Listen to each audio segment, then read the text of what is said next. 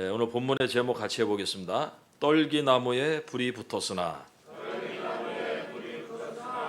그 뒤에까지 하려고 그랬는데 꺼지지 아니하였더라. 여러분들, 모세가 소명받는 장면이에요. 하나님의 부르심 받는 장면. 근데 굉장히 특별하죠. 떨기나무에 불이 붙었는데 꺼지지 않는 아주 특이한 현상 가운데서 그의 부르심이 이루어졌습니다.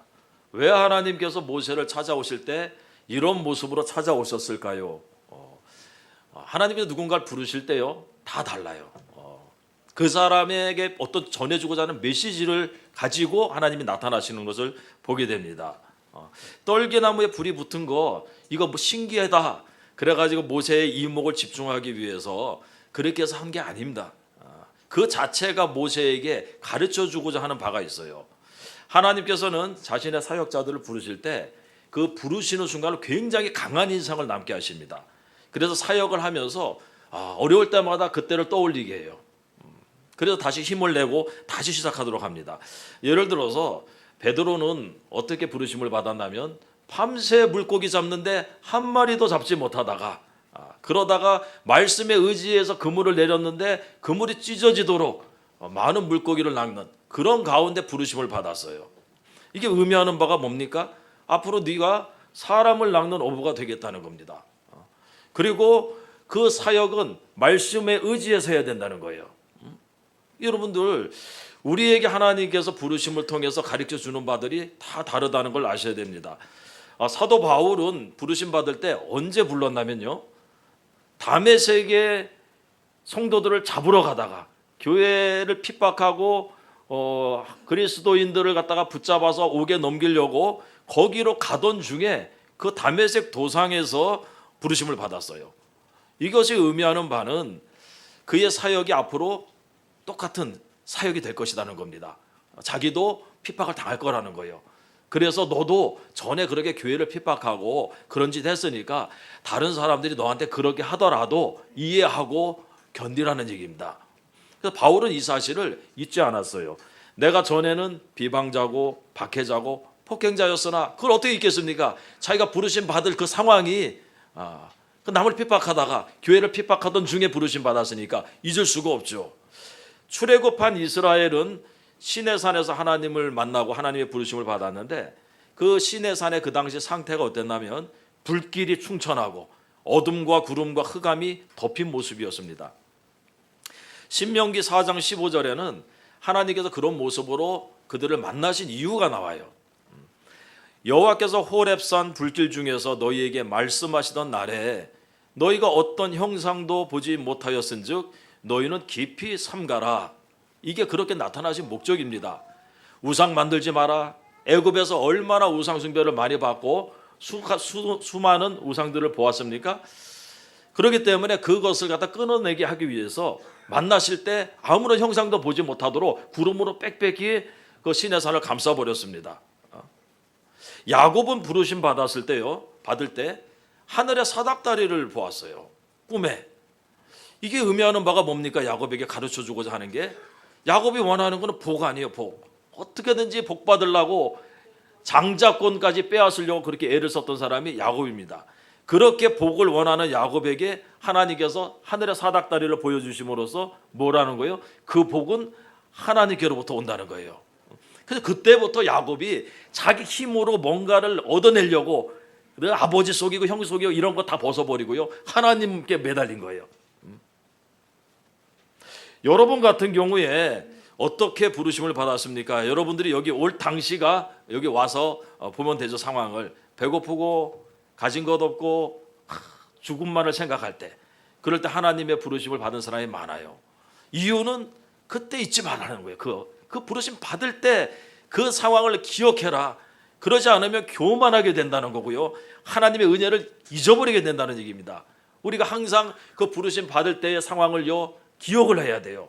신명기 8장 12절에도 너가 먹어서 배부르고 아름다운 집을 짓고 거주하게 되며 내 소와 양이 번성하며 내 은금이 증식되며 내 소유가 다 풍부하게 될 때에, 우리가 바라는 거 아닙니까?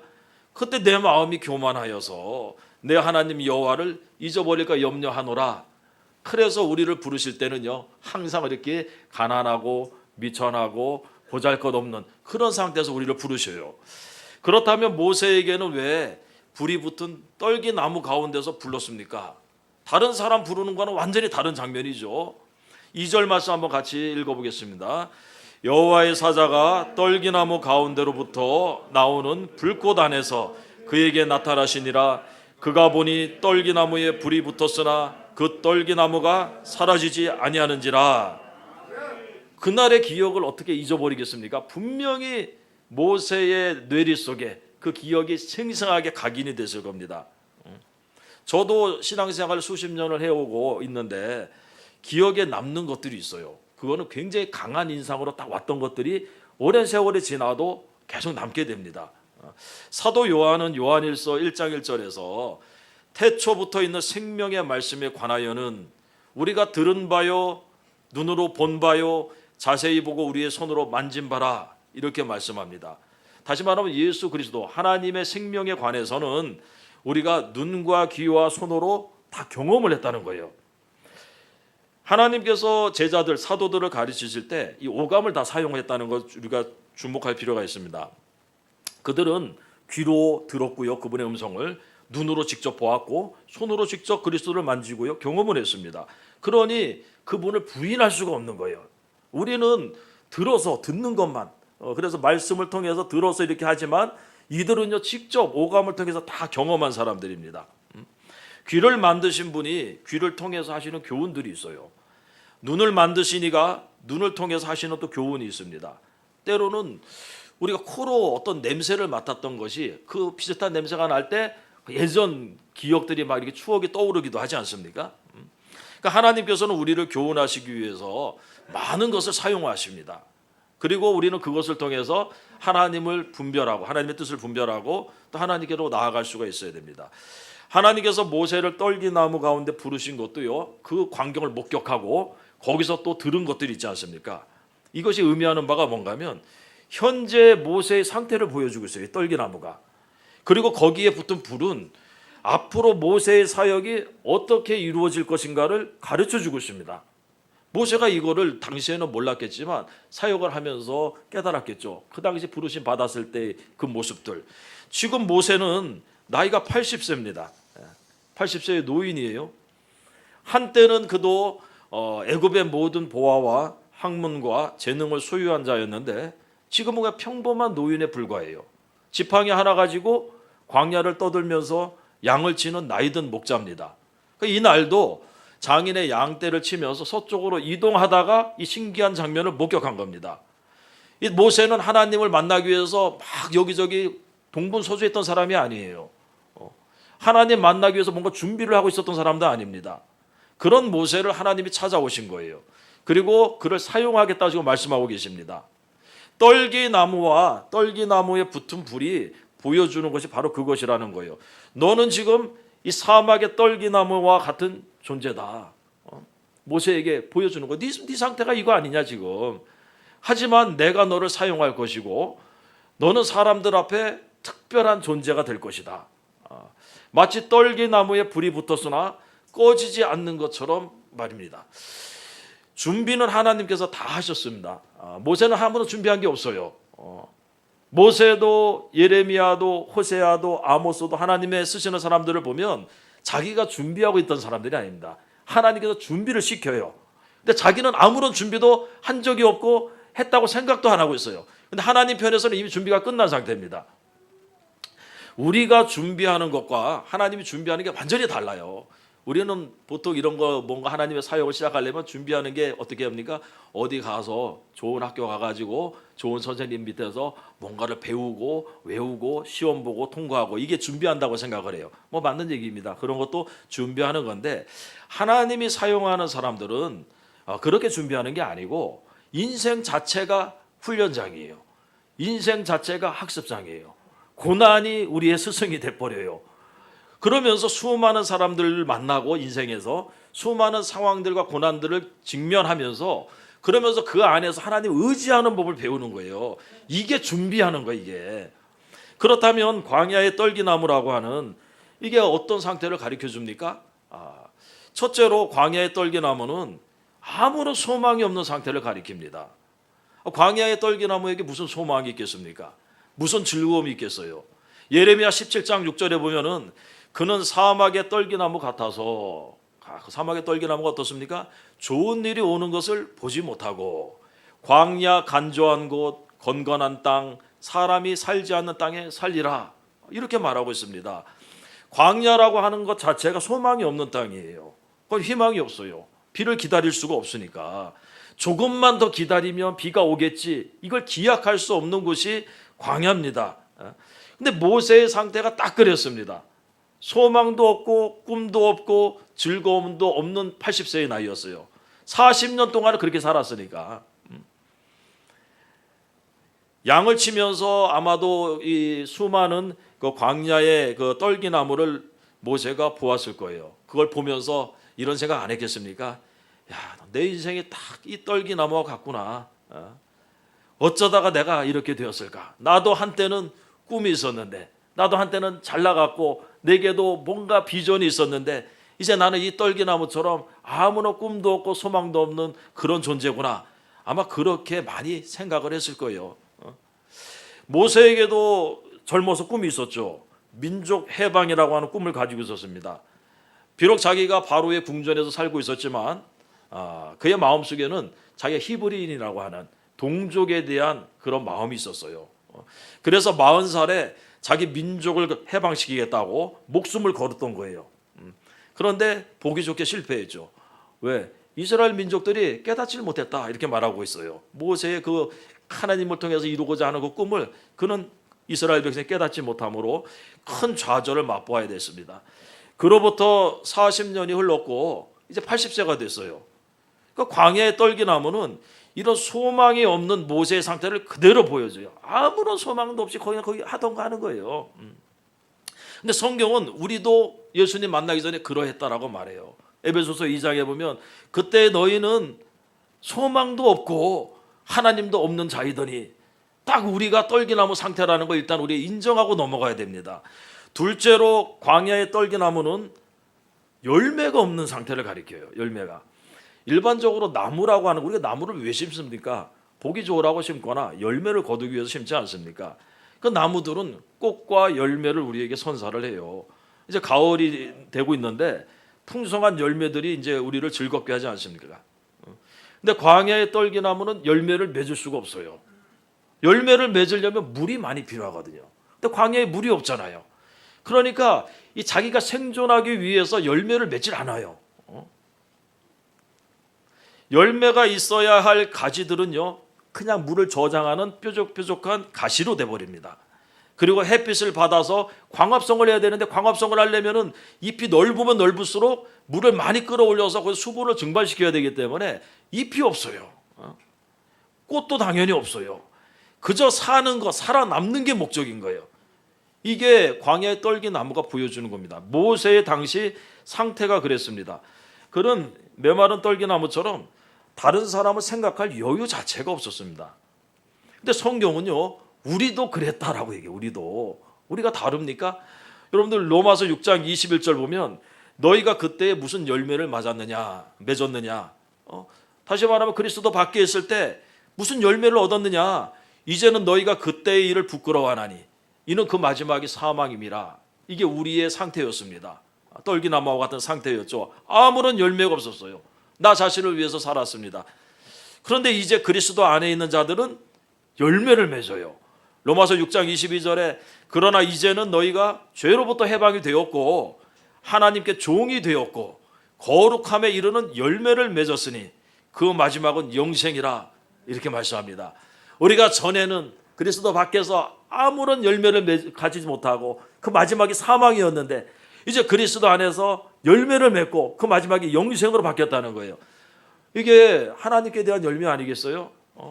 예전에는 우리 자신과 내 자신을 위해서 살아갔지만 이제는 하나님을 위하여서 그 나라를 위해서 살아가고 있는, 그걸 성경이 열매라고 말하고 있고요.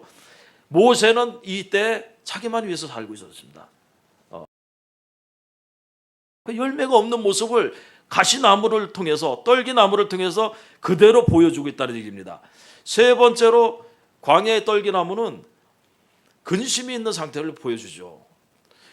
누가복음 8장 14절에 보면 가시떨기에 떨어졌다는 것은 말씀은 들은 자이나 지내는 중에 이생의 염려와 재물과 향락의 기운이 막혀 온전히 결실하지 못하는 자요.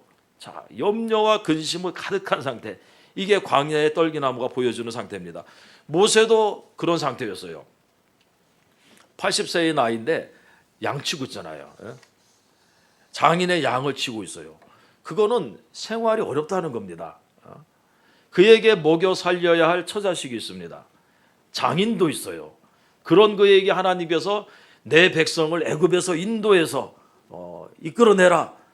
이런 말들은, 이런 명령은 사치스러운 말처럼 들리지 않겠습니까? 우리 목사님도 믿음이 대단했던 분이지만 예수님 만나고 그렇게 신학하라고 하는 말을 들었을 때 뭐라고 답변을 했냐면, 아니 우리 가족도 못 먹여 살리는데 어떻게 내가 무슨 신학을 합니까? 이런 처지에서. 그때 이제 그 목사님이 하셨던 말씀이, 광야에 200만 명을 먹이신 하나님께서 당신 가족 내 가족 못 먹이겠냐, 그렇게 해서 시작하신 거예요. 우리가 염려와 근심이 있으면 주의 일 못합니다. 아무것도 할 수가 없어요. 내 자신 바라보면요, 할 게 너무나 많죠.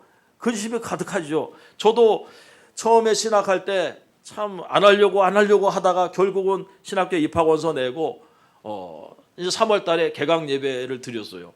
그때 생각이 아직도 나요. 개강 예배 드리면서 제가 눈물을 흘렸어요. 예배 드리면서 눈물이 막 나오는 거예요. 너무 감격해서 눈물이 나온 게 아니라 그달 3월 15일이 카드 대금을 내야 되는데 돈이 없어.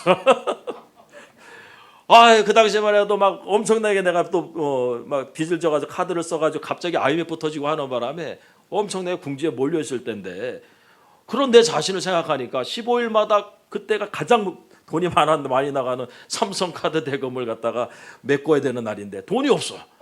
그러니까 그런 내 자신을 보니까 눈물이 나오는 거예요.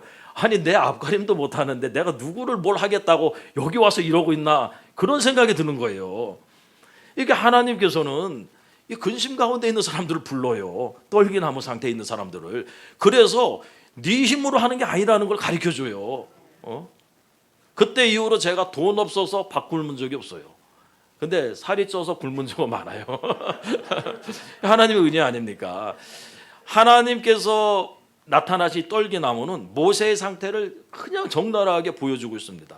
그는 지금 아무런 소망도 없고 열매도 없고 근심만 가득한 상태.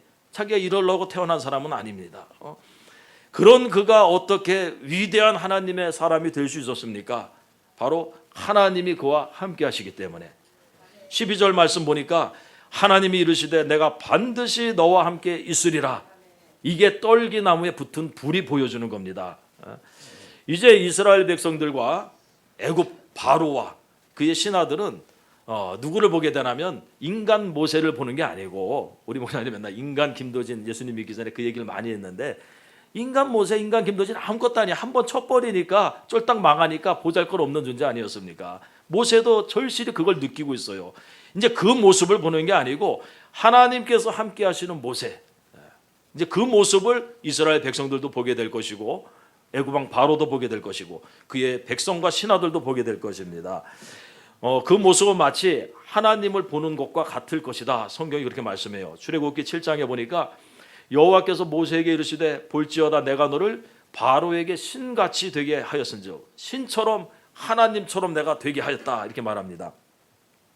그러니까 하나님께서는요, 이렇듯 보잘것없는 떨기나무를 통해서도 놀라운 일을 하실 수 있는 분이라는 걸 아셔야 됩니다. 돌들로도 아브라함의 자손이 되게 하실 수 있고요, 마른 뼈로도 큰 군대를 이룰 수 있는 분이에요. 모세가 믿어야 할 부분이고 우리 교회가 믿어야 할 부분입니다. 이 사람들 뭐하는 뭘 하겠는가? 뭘 하긴요, 하나님이 하시는 거지. 우리가 이 상태로 끝나겠습니까? 아닙니다. 하나님께는 계획이 있어요. 모세는 떨기나무에 불이 붙었으나 떨기나무가 타지 않고 있는 것을 보고 매우 놀랐습니다. 3절 말씀 같이 읽어보겠습니다. 이에 모세가 이르되 내가 돌이켜 가서 이 큰 광경을 보리라. 떨기나무가 어찌하여 타지 아니하는고 하니. 굉장히 신기한 장면이죠. 일반적으로 가시떨기에 이 떨기나무에 불이 붙으면 이 관목이어서 메마른 광야의 떨기나무는요 불 붙으면 다 타버리죠 순식간에. 예. 그리고 나무가 타면요 불도 꺼지게 되어 있습니다. 이게 상식이라고 하는 거죠. 근데 불이라고 하는 걸 보면 열을 내는 열 에너지와 빛을 내는 빛 에너지로 불이 구성이 되어 있습니다. 그리고 이 불이 열과 빛을 내려면은 반드시 뭔가를 태워야 돼요. 매개체가 있어야 된다는 거예요. 그게 이제 세상의 상식이고 모세가 아는 상식이에요. 근데 보는데 떨기나무에 불이 붙었는데 떨기나무도 타지 않고 불도 꺼지지가 않고 굉장히 신기한 현상이었죠. 왜 이런 것을 보여주고 있느냐는 겁니다. 우리가 사는 세상은요 이러한 꿈과 비전을 가진 사람들이 자신을 불태움으로써 세상이 돌아가는 겁니다. 세상 그냥 내버려 둔다고 이렇게 발전하고 돌아가는 게 아니에요. 누군가는 그 일을 위해서 헌신을 하고 있고 자신을 불태우고 있다는 거예요. 젊은이들의 열정, 꿈을 위한 도전 이런 것들이 매개체가 되고 있어요.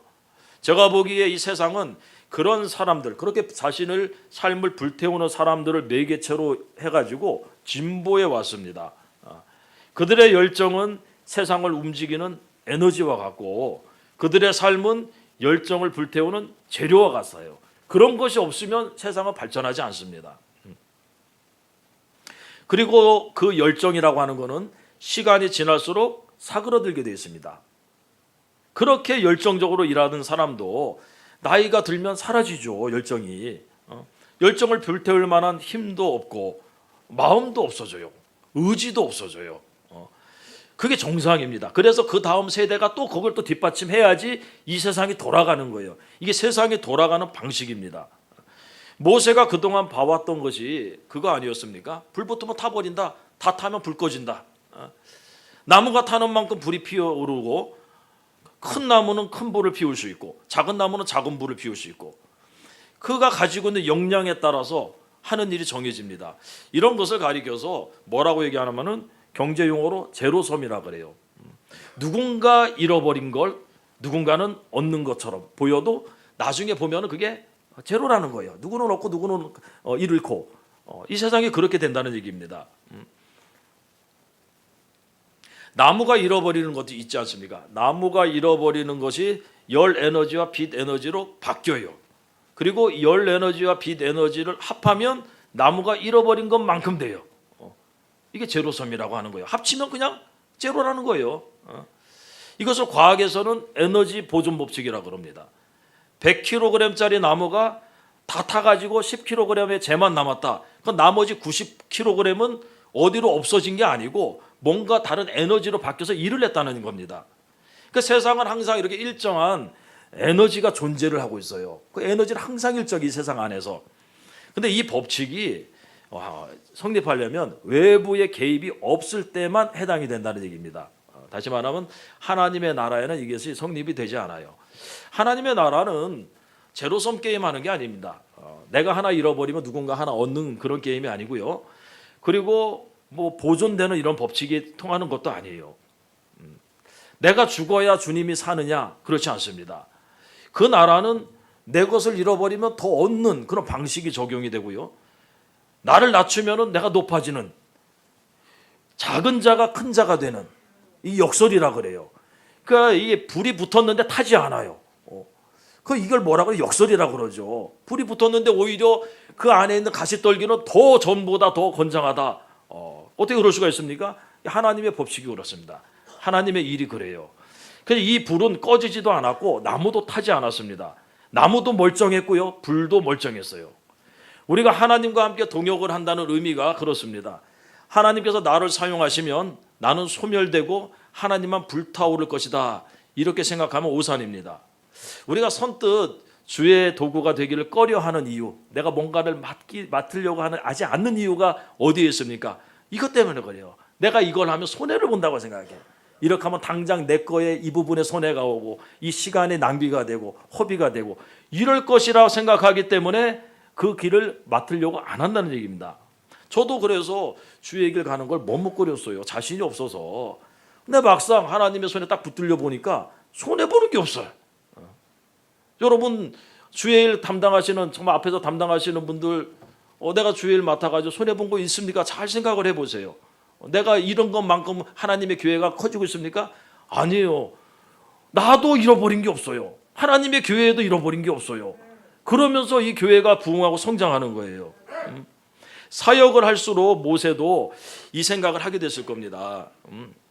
야, 내가 80세에 부르심을 받았는데 그때 난 할 수 있는 게 아무것도 없었고, 모세의 고백대로 사람이 그냥 강건하면 80인데 내가 그 나이에 부름 받았으니까 자기는 손해볼 게 아무것도 없었던 거예요. 근데 오히려 하나님의 일은 어마어마하게 자기를 통해서 이루어지고, 자기는 또 하나님께로부터 또 굉장히 큰 영광과 존귀를 받고 있고, 이게 여러분 윈윈하는 거 아닙니까? 윈윈하는 거. 하나님께서는 자기가 사용하는 종을 귀하게 여깁니다. 그리고 특별하게 생각하셔요. 기술자가 자기 사용하는 도구를 막대하는 기술자 맞습니까? 그거는 기술자가 없는 사람들이 아무데나 써놓고 막 갖다가 놓는 거지, 진짜 기술자도 자기 옆에 딱 해놓고 그거를 연장을 갖다가 잘 기름칠하면서 관리하는 겁니다.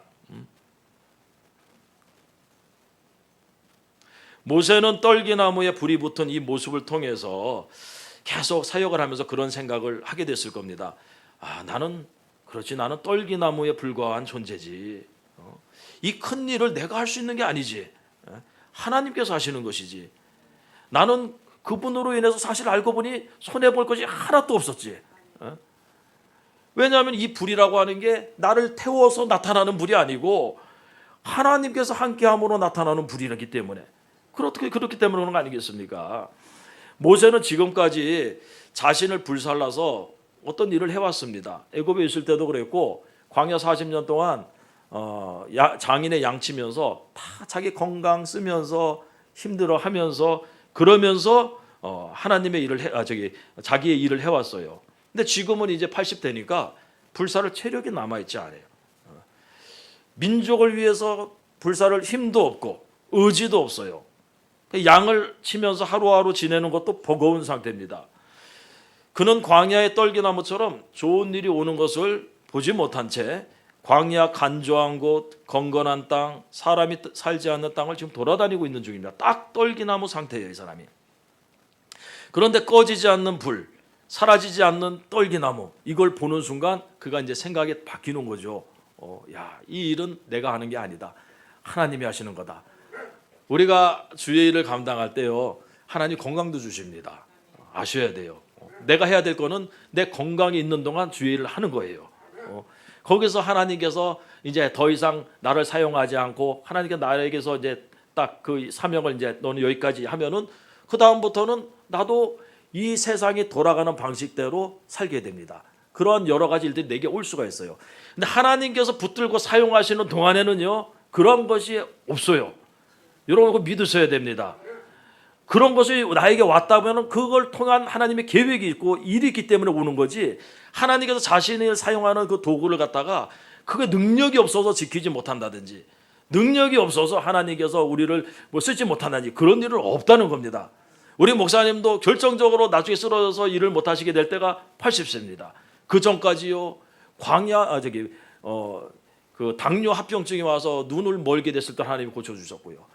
그 42세까지 술 범벅이 돼가지고 완전히 몸이 죽을 병에 걸렸을 때도 하나님이 고쳐주셨고, 하나님이 다 고쳐서 사용해 왔어요. 그렇기 때문에 그 연세에도 하나님 맡겨주신 일을 감당할 수 있었던 겁니다. 여러분들 모든 게 하나님의 손에 있다는 걸 여러분 아셔야 돼요. 이렇게 모세가 꺼지지 않는 불, 사라지지 않는 떨기나무를 보고 어떤 마음을 가졌겠습니까? 참 정말 감사했겠죠. 자기 같은 자를 통해서 40년을 죽을 나이에 불러가지고 40년 쓰시는 거 보면서 참 하나님이 하시는 일이다 라고 생각했을 겁니다. 우리도 예전에 화목보일러를 사용한 적이 있는데, 저 588에 있을 때 그 지하실 120평을 따뜻하게 하려면 겨울에 얼마나 화목이 많이 필요했는지 몰라요. 벌써 지금 이제 10월 달인데 9월 달부터 그냥 나무 해다가 쪼개가지고 그 작업을 해놔야지 겨울을 지낼 수 있지 않았습니까? 그렇게 쪼개가지고 보일러실에 가득 채워놔도 2, 3일이면 다 없어져요. 불이라고 하는 게 그 지하를 따뜻하게 하려면 그게 그렇게 희생이 들어가는 거예요. 희생을 해야 되는 거예요. 나무가. 그게 일반적이라는 겁니다. 일반적인 방식이에요. 2015년도 결산 자료집을 보니까 겨울 동안 여기저기서 가져온 화목이 우리 1톤 트럭으로 59대 분량. 야, 1톤 트럭으로 59대 분량. 그 값으로 따지면 어마어마했겠죠. 여기저기 그냥 녹지과나 이런 데 연락해가지고 공원 같은 데서 그냥 태풍으로 쓰러진 나무들 이런 것도 다 갖다가 우리가 다 뗐어 거기다. 그거 지금 다 어디로 갔나 모르겠어요. 만약에 그때 꺼지지도 않고 또 타버리지도 않는 그런 나무와 불이 있었다. 그러면 정말 얼마나 좋았겠습니까? 이 불이라고 하는 거는요, 영원히 목마르지 않는 생수처럼 우리 안에서 역사하는 불을 얘기합니다. 세상의 불은 우리를 밖에서 태워가지고 일을 하지만 하나님의 불, 성령의 불은요, 실제로 우리 안에서 우리를 갖다가 새롭게 해서 우리를 사용하신다는 거예요. 우리는 이 초대교회를 보면 이 불을 받은 120명으로 말미암아 초대교회가 시작이 되지 않았습니까? 그때 그 불 받은 사람들을 보면서 사도행전 2장 12절에 보니까 세상 사람들이 다 놀라며 당황하여 서로 이르되 이렇게 말하고 있습니다. 이 어찌 된 일이냐? 모세도 꺼지지 않는 불을 보면서 당황했죠. 그래서 3절에 보니까 내가 돌이켜 가서 이 큰 광경을 보리라. 떨기나무가 어찌하여 타지 아니하는고? 저 사람들을 못 배운 사람들인데 저 사람들 갈릴리 사람들 아니냐? 저 사람들이 어떻게 세술에 취했느냐? 신기하다. 모세도 똑같은 광경을 보게 되죠. 하나님의 불이 우리에게 임하면요, 이런 현상이 나타나요. 그 불로 말미암아 예루살렘으로부터 시작해서 유대와 사마리아와 땅끝까지 이르고 지금 여기까지 왔습니다.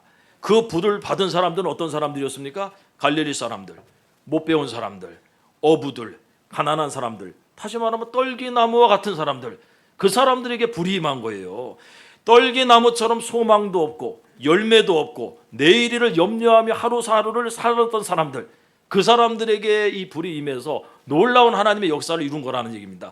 이 중에 그러지 않은 사람 한 명이라도 있습니까? 나는 떨기나무가 아니라 나는 감람나무요, 나는 포도나무요, 나는 무화과나무요, 백향목이다, 그런 사람이다라고 하는 사람이 있어요? 없습니다. 하나님은 우리를 부르시는데 그렇게 부르진 않아요.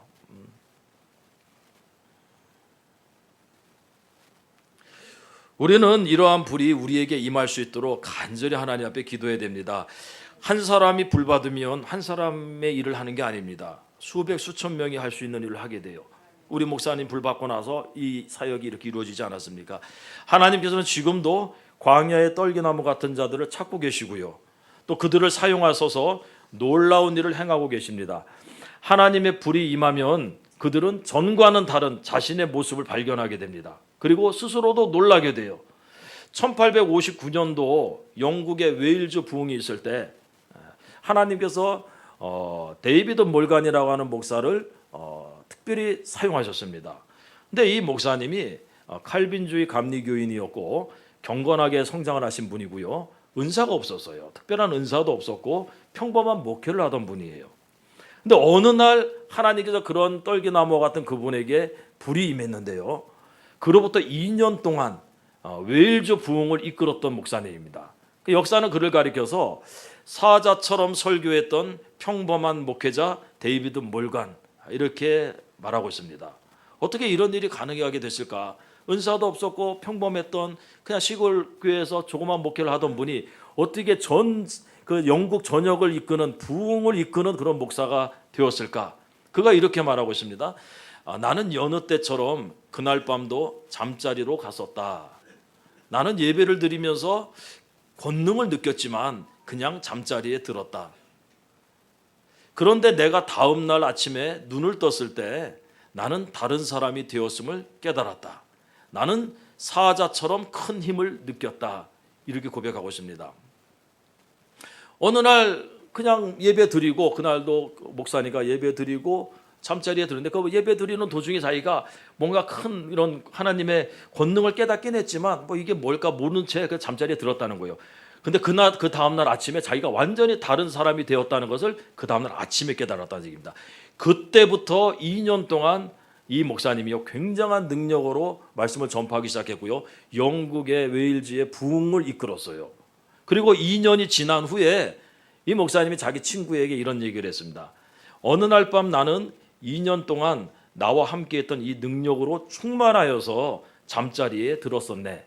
그런데 다음 날 아침에 깨었을 때 나는 다시금 데이비드 몰간으로 되돌아왔음을 발견하게 되었네. 2년 딱 사용하고 하나님께서 이제 여기까지 그에게 하신 거예요. 하나님의 불이 임하면 나는 난데 전혀 다른 나를 보게 됩니다. 그러니까 자기가 알고 주변 사람들이 알아요. 마치 내 속에 다른 내가 있었던 것처럼 또 다른 내가 뭔가를 하는 것을 보게 돼요.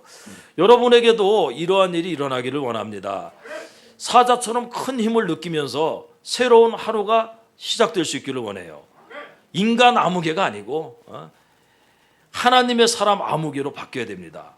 하나님께서는 뭐라고 말씀하셨냐면 새 영을 너희 속에 두고 새 마음도 너희에게 주겠다 이렇게 말씀하고 있습니다.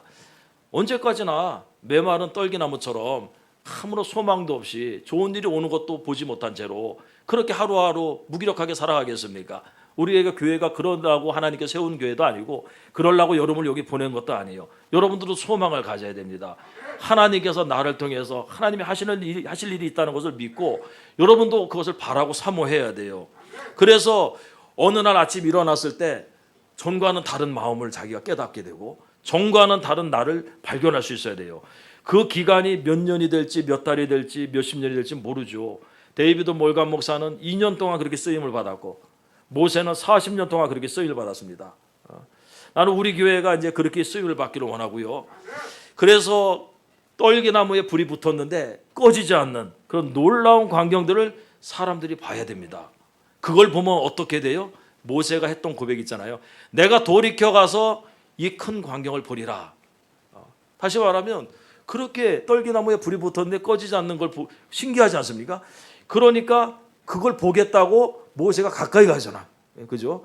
마찬가지예요. 부흥이라고 하는 게 그렇게 일어나요. 교회가 불 받으니까 신기하다. 그래서 초대교회에 몰려든 거예요. 저 사람들 갈릴리 사람들 아니냐? 못 배운 사람들 아니냐? 저런 지혜와 권능이 어디서 나타났느냐? 그게 교회의 부흥의 원초가 돼야 되는 거예요. 전단지 돌리는 거, 전도하는 것도 좋지만 교회에 이런 능력이 나타나지 않으면 그들이 와서 다시 실망하고 또 돌아간다는 얘기입니다. 그 일을 누가 해야 되겠습니까? 저희가 해야 되고 여러분들이 해야 되는 거예요. 내 자신을 불태워서 하는 게 아니라 하나님의 불이 내게 임해서 나도 살고 하나님의 나라도 살고 그런 역사가 우리에게 나타나야 된다는 얘기입니다. 교회는 그렇게 부흥과 쇠퇴를 반복해 왔어요. 지금까지. 지금 이 한국 교회는 쇠퇴기에 들어서 있다고 생각합니다. 다들 그렇게 얘기하고 있어요. 하지만 이거 오래 가지 않습니다. 하나님께서 바빠요. 지금 시대 지말이기 때문에 할 일이 많아요. 분명히 부흥이 다시 올 건데 하나님의 불이 하나님의 백성들에게 임하게 될 겁니다. 그때 우리 교회 뒤처지면 안 되잖아요. 여러분들, 저는 가끔 여러분들이 하는 고백들을 들으면서 저분들이 아무 믿음도 없는 것 같은데 아니구나. 참 많은 걸 생각하고 있고 많은 걸 또 나름 원하고 있고 구하고 있는 게 있구나 하는 걸 깨달으면서 참 감사할 때가 많습니다. 그런 게 힘이 돼요. 그러면 더욱 여러분들을 위해서 또 기도하게 됩니다. 그렇습니다. 우리는 광야의 떨기나무와 같은 그런 소망도 없고 열매도 없고 근심으로 가득한 존재입니다.